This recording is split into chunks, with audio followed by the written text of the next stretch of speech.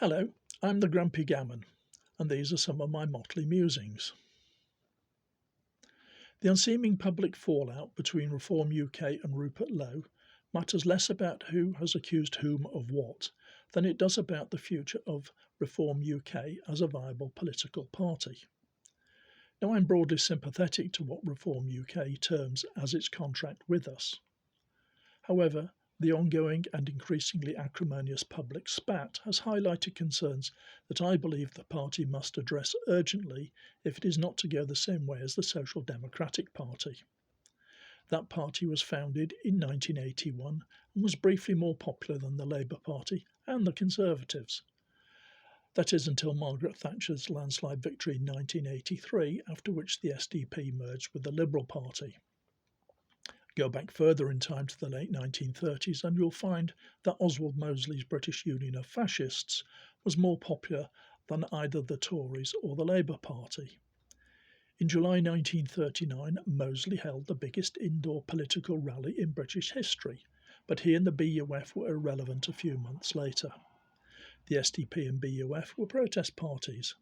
They were protesting about the Labour Party, whom Mosley saw as international socialists, while the BUF were national socialists. The Gang of Four were centrists who defected in protest at what they perceived to be the influence of the militant tendency and the hard left within the Labour Party.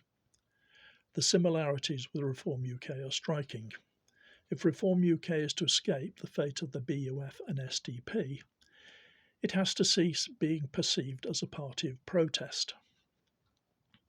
Now, Reform UK say they're not a party of protest, but what they say is irrelevant. What matters is how people see them.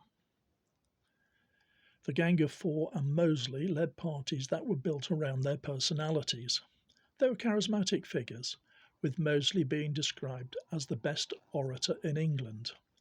The comparison with Nigel Farage is striking.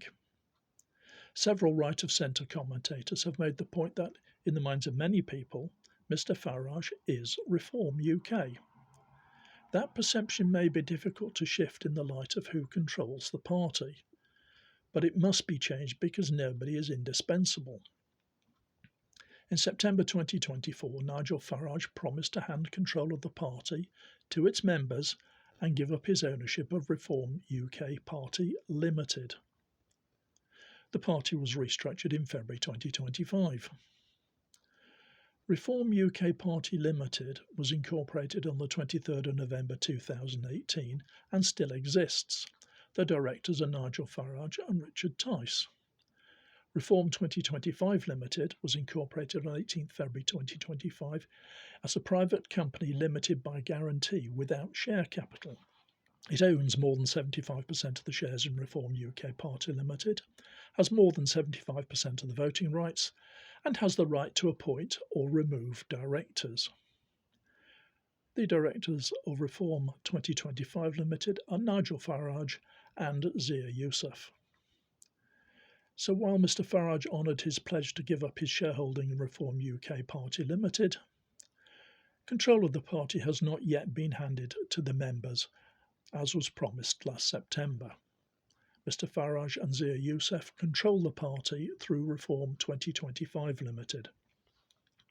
So why do I say Reform UK has less than 6 months? Well, membership growth has peaked. There was a surge of membership following the general election.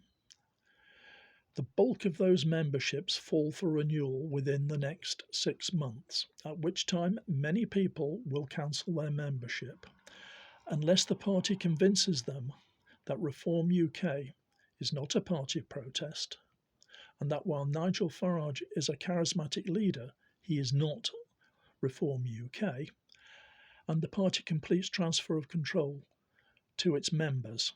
Furthermore, Reform UK must win a substantial number of seats from both Labour and Conservatives in May's County Council elections, and this is crucial. It must win the Runcorn by-election. Electoral failure, especially in the Runcorn by-election, could seal the fate of the party. Let me know what you think in the comments below.